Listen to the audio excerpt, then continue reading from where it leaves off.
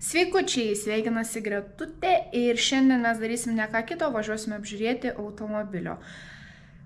Iš karto išspoilinsiu kokio, tai bus E30 su V844 varikliu. Tai mano megztinis šiandien yra priderintas ne veltui.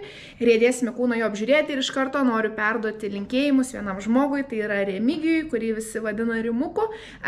Jis yra, kaip čia pasakyti, mano video mėgėjas, tai šis video yra jums, Remigijau, labai labai malonu, o jeigu jūsų tėveliai, dėdukai, seneliai irgi žiūri mano video, galit pakomentuoti ir perduosim ir jiem linkėjimus. Nieko nelaukiam, riedėm į Kauną, prie mūsų prisijungs 2 specialūs svečiai dar šiandien mašiną apžiūrinėjant ir viską parodysiu eigoje.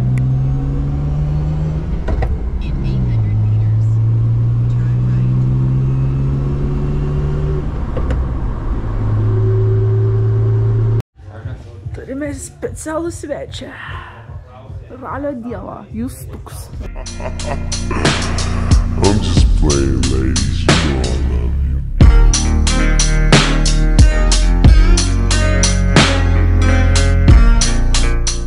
Skaičių dėžė, puslę perkeliam į priekį. X5 gaunasi šitas tepalo raizgalinė, kad pastatyti kažkur, kad įtilptų, nemaišytų, patogu būtų. Estetikos daug trūksta. Bet tai dabar pradžia, žinai, įdėt motorą užkurt buvo. Nu, jų dėgimą pažiūrėt per kur benzas liejasi, kad per kraštus. Galim užkurt? Jo.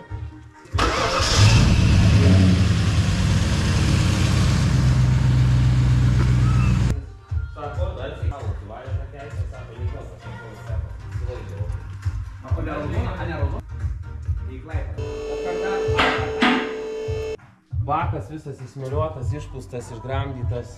Siurblys naujas, visiškai išorinis pastatytas. Tas pats M10 tai pas jūsų automatė buvo, tai nebuvo jokio siurblio.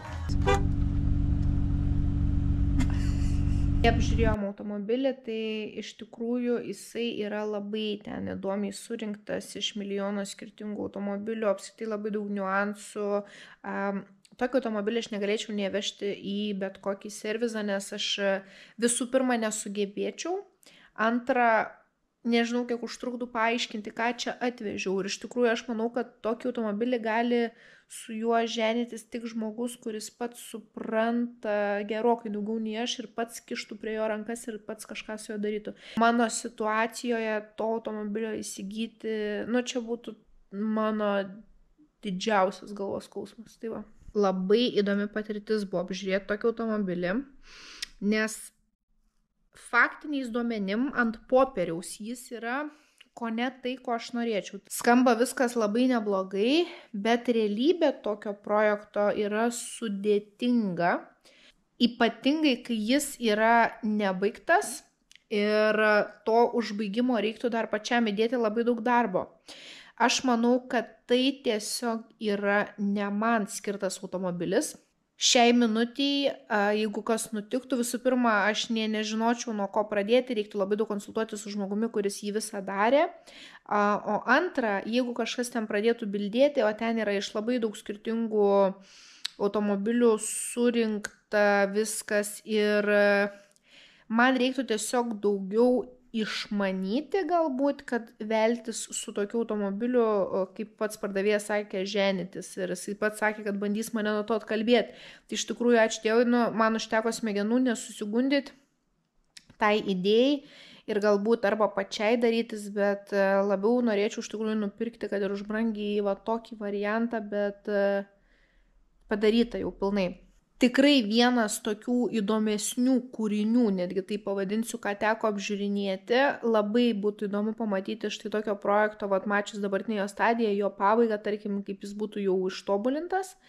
Man, kaip ir sakau, vat tiesiog jisai yra per intensyvus. Tai va, šį kartą, man atrodo, pirmą kartą apžiūriu automobilį, kurio nenuperku. Buvau pasiruošusi jį pirkti, jeigu viskas būtų kitaip, bet kitaip nėra ir jeigu būtų kitaip, aišku, ir kaina būtų kitokia. Tai va, tęsiam paieškas, pildom norų sąrašą, pildom norus tada iš paskos ir gyvendinam tuo metu kitus projektus, bandom padaryti tai, ką galim ir taupom pinigus kitiem automobiliam. Atsiprašau, pinigų netaupom, mes juos dauginam ir uždirbam. Svarbiau yra dirbti ir uždirbti, negu pritaupyti. Ačiū, kad žiūrėjot, bandysiu greitų metų padaryti galbūt update'ą visko, ką šiaip šiuo metu veikiu su savo turimais automobiliais. Gana čia važinėti pirkti, o jeigu turite ką nupirkti, ką parodyti, prašau rašykit, numeskit man skelbimus, man labai įdomu. Mane domina seni, realiai viskas mane domina, bet ypatingai seni BMW automobiliai, seni Mercedesai ir, žodžiu, bet ką, tik ne Audi. Ačiū ir iki.